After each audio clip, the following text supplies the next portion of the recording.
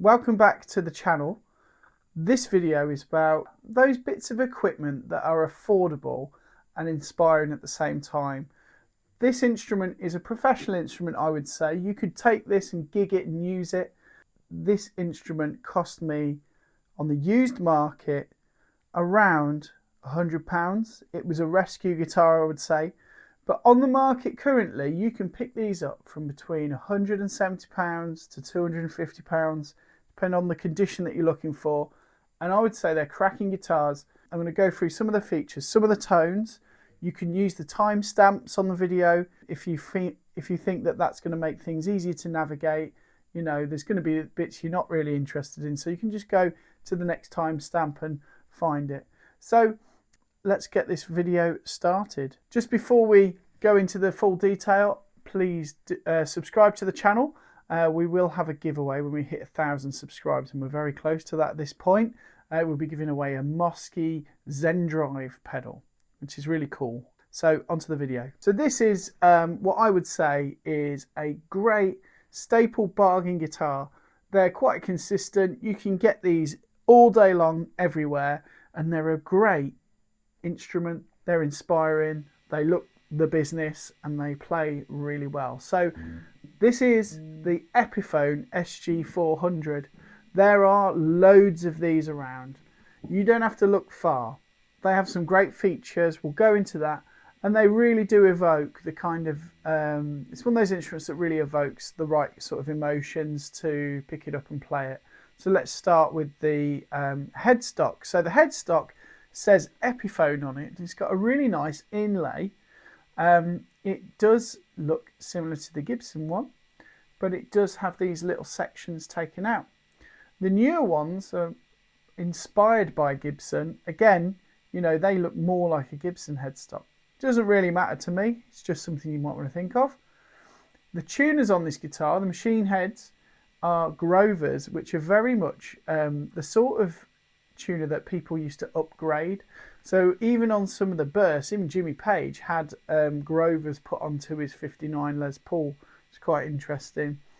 The Grovers are a great bona fide, you know, Gibson style tuner.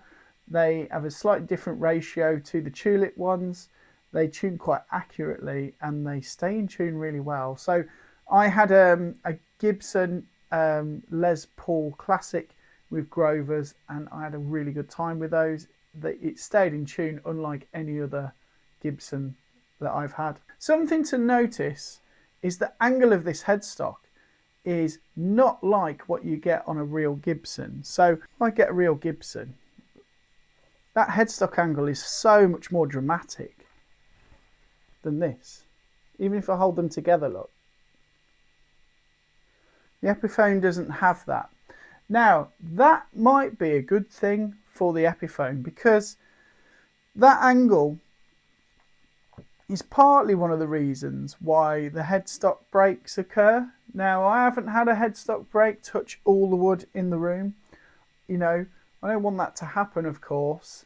And I know that they are fixable and they're as strong as they were before. But even so, I like the fact that this isn't, you know, as extreme, and therefore I could put it in a double gig bag, you know, one of those Toman £30 jobbies, and be quite confident that it will be okay. So, you know, I'm not saying they're exempt from headstock breaks, but it's a good feature. The neck is quite a chunky neck.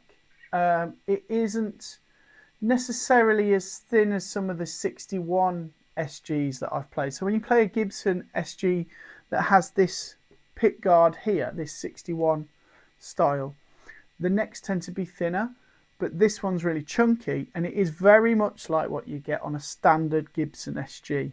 Any that you buy now, even the specials, have this kind of shape. It takes up a lot of your hand. It's got big shoulders.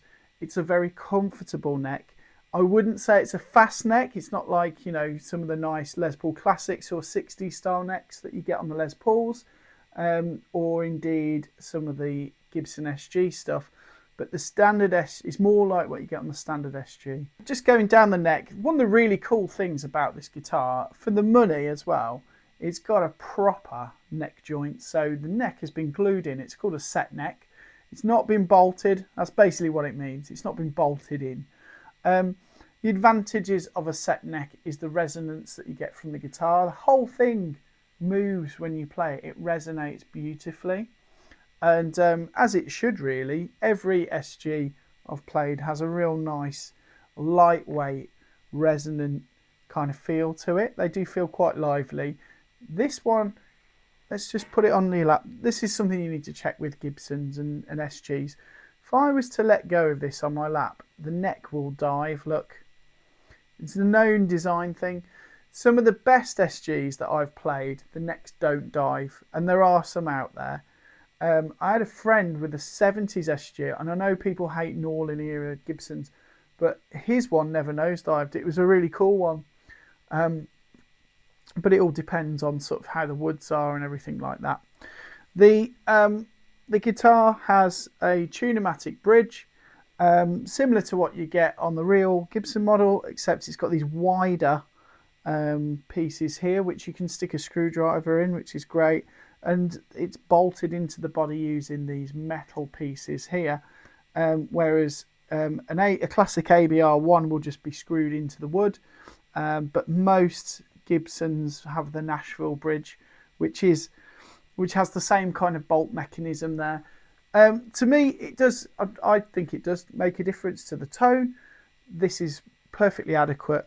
I love tune-o-matic bridges. They are really easy to set up, really easy to deal with, easy to upgrade. And one of the things that is great about this guitar, it's 20 years old, but the bridge hasn't collapsed, so it's kept its integrity. Because normally bridges of that age, they can start to dip in the middle, and you can get saddles that are compensated, or you can get a new bridge piece. The pickups in the guitar are 57 Epiphone 57 pickups. I think they're quite good. I think they're quite dynamic, which is something that you like in a humbucker. So we're going to have a look at the tones now. This is the if I go wide open, I'm using a Lion pedal, which is like a plexi. So I'm demoing it like that because if I can prove sort of how nice and dynamic this guitar is as well.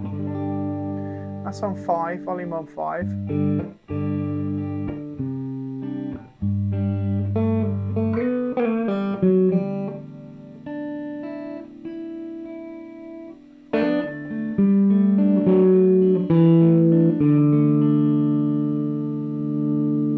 Adding full volume.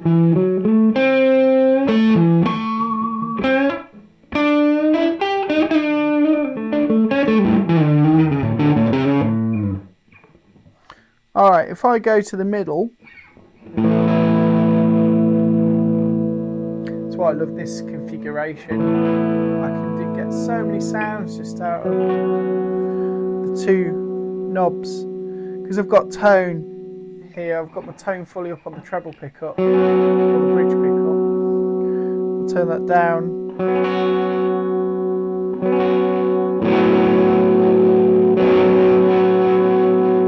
You get genuine kind of responsiveness. And this is the bridge pickup.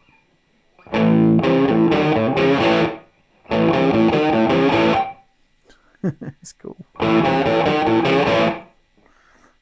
So that's kind of the thing. A couple of tones that are signature SG tones. So if I go on the neck pickup, wind the tone back, volume all the way up, you know.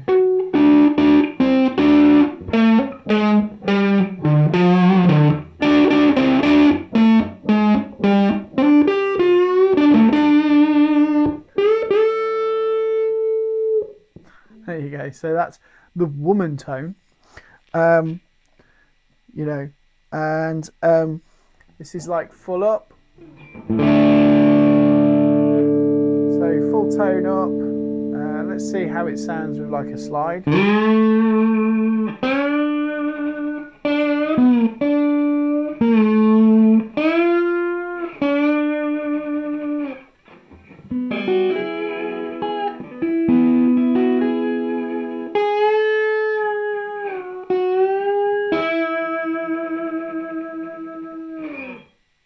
Sounds all right. Sounds cool.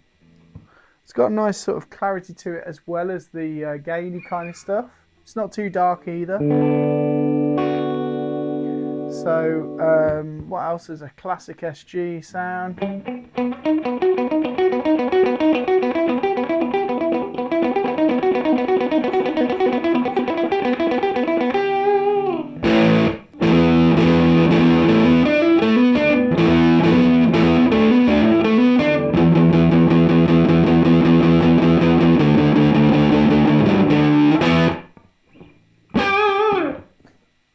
Okay, so yeah, you can kind of make it get those tones without a lot of messing about.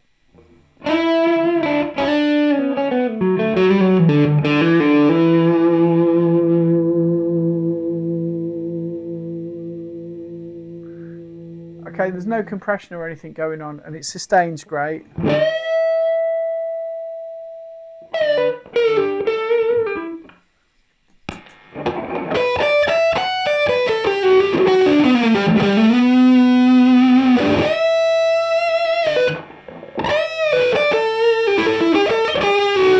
My favourite kind of SG player.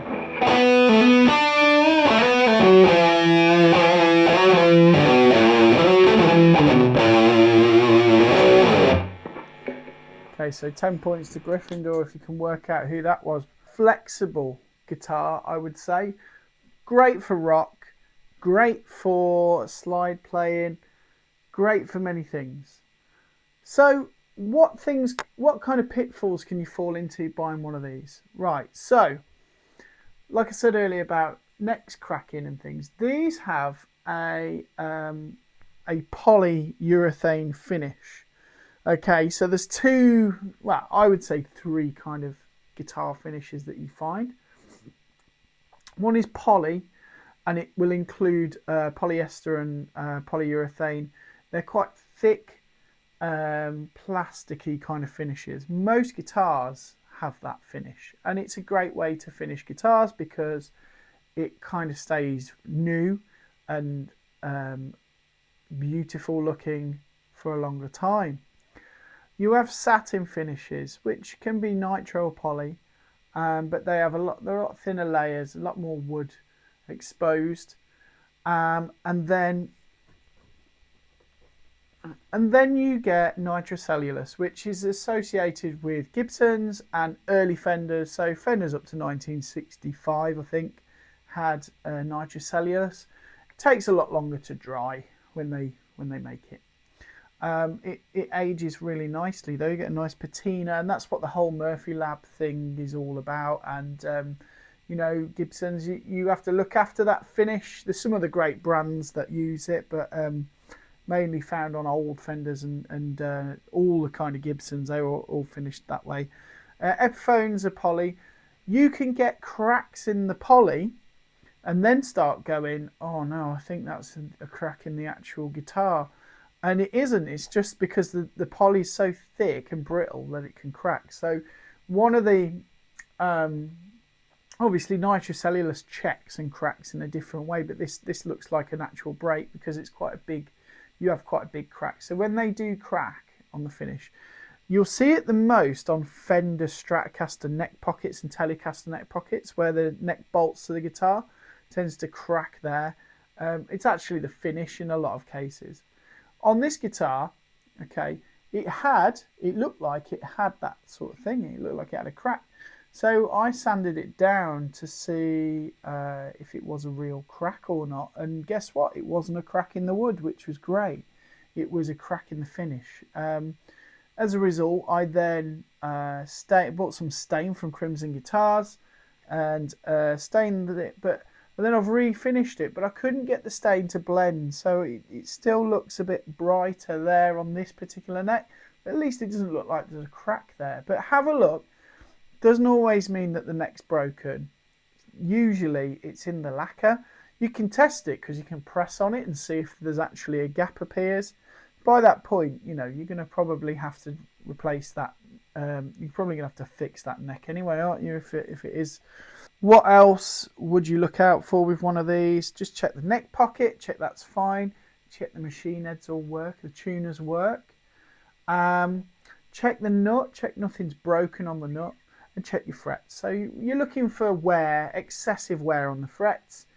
If you've got any of those problems, then obviously it's not going to be great. Truss rods tend to not break on these. You know, you would notice you'd notice that the neck kind of looks like a banana. So I would look up at the light with your neck and just see what that's like. And you know, that could be a problem if the neck is crazy out of whack. Because why would somebody leave it out of whack like that? The electrics on this are great. Let's have a quick look at the back. I took the plate off.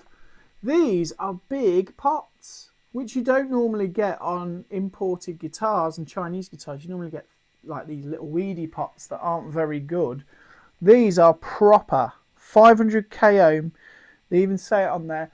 That's the technical spec for what you need for a Gibson SG. If that was like recipes and ingredients, that's one of the key ingredients to a decent Gibson style guitar. Epiphone have really nailed that. And the way it's wired is good. You know, you might be looking at it thinking, what a rat's nest. But no, it's okay. You haven't got braided cable. But what we have got is, you know, quite clearly our pickups here. We've got our ground onto the pot, then that goes onto the lug. Same with that one. We've got capacitors on the tone pots as it earths on. It's all there. It's all the things that we really need. Not a lot to go wrong. But the fact that it does have 500k pots is a real good thing. I had a Gibson. I bought a Gibson Standard, and when I looked at the pots, I think it had some pots that were rated at 400, and when I tested them, they were like less than that. So the real spec is kind of 500k. So what are you getting for your money? Well, you're getting something with the right shape. You get something that sounds right. You get something you can modify without worrying about it. You've got some nice inlays, a nice neck. The frets are perfect. The setup's good. The tuners are great. It stays in tune. If you blindfolded me and gave me this, and then you gave me a similar neck spec'd SG, I would not be able to tell the difference. That is partly on me not being an absolute specialist on Gibson and Epiphone. I've got a friend who probably could tell you the difference, but most people, and I play a lot of guitar, most people won't be able to tell you. Okay, this is thick. Thick. Very thick. Ooh.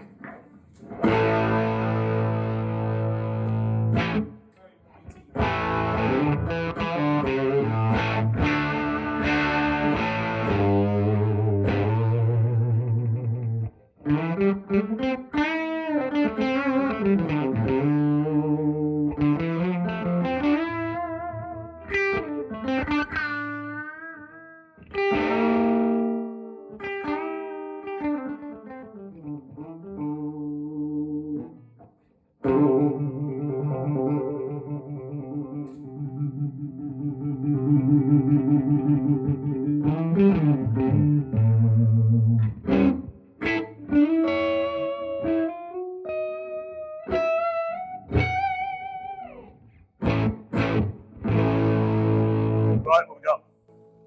USA Standard. USA Standard. Yeah. Based on the thickness of the neck. Yeah. Super thick neck. Okay. And the pot, as you move the volume and stuff, it still sounds quite clear. Okay. It's a thick sounding guitar. Okay. So there we go. Final thoughts really are, if you're in the market, give one a try if you've never tried one before. So long as you look out for the things that I've mentioned earlier, you should have quite an easy time looking to buy these. You get some where people have put vibrolas on and Bigsby type trems. They came off AliExpress, let's face it, because you're not going to spend a fortune on a real one for an Epiphone, or you might. The pickups are okay. I wouldn't even change those pickups, you know, unless I was unless I absolutely wanted that, a clone of that. But for me, they're absolutely fine. So it's pretty risk-free. There's not a lot to go wrong on them. And for the money, there's quite a lot of them about. A lot of people bought them. They're a popular guitar. You can really go to town and make it yours. My plan for this is that I'm going to put my favourite type of pickups in. I'm going to put P90s in it, and I'm going to put a batwing scratch plate on, which means some of the holes might be exposed. It's going to be a bit of a journey trying to do that. I know I'm going to have to chisel some space out to fit the P90s in. That's my plan for this guitar, and I'm going to use it to learn to be better at slide playing. So I've got all the True Fire stuff. I'm watching the Ariel Posing one, and you know, Greg Koch and all those guys that are pretty awesome at slide. Also Dylan Adams and some of the other guys on YouTube, great for getting you playing your slide. But there we go. So please take some time to subscribe if you like this video. I've got more stuff coming out around budget equipment, and see you next time. Be excellent to each other.